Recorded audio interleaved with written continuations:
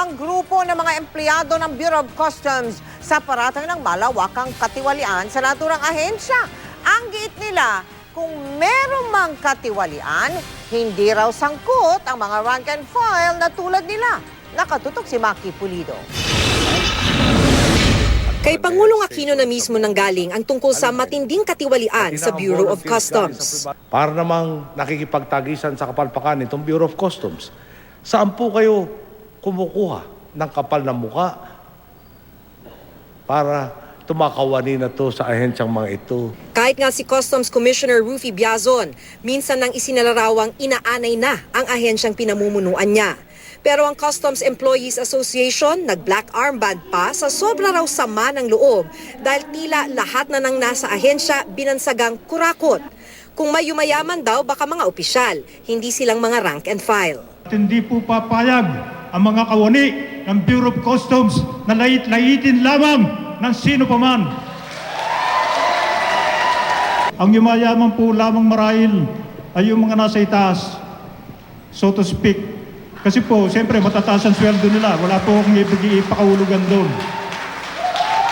Doon po sa opisina namin from NAIA, you will hear a lot,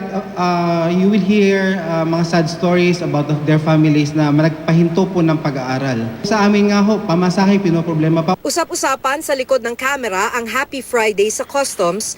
Biyernes kasi umano pinaghahatian mula sa mababang kawani hanggang mataas na opisyal ang padulas ng mga naglusot ng kargamento sa Customs.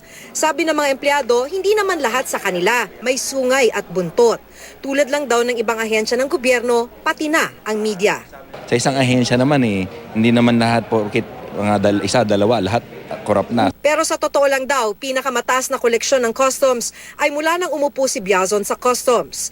Kaya maliraw ang kwenta ni Pangulong Aquino na nasa 200 billion pesos ang nagagamit na padulas sa halip na mapunta sa kaban ng bayan.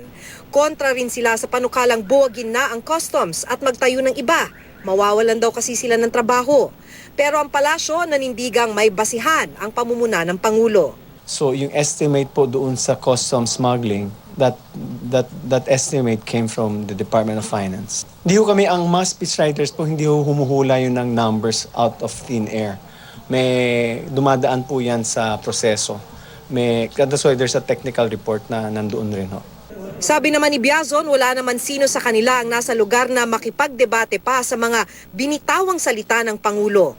Gawin na lang daw nila ang kanilang trabaho. Patunayan na lang natin sa ating aksyon na kung meron mang batikos sa atin ay hindi ito karapat-dapat. Maki Pulido, nakatutok, 24 oras.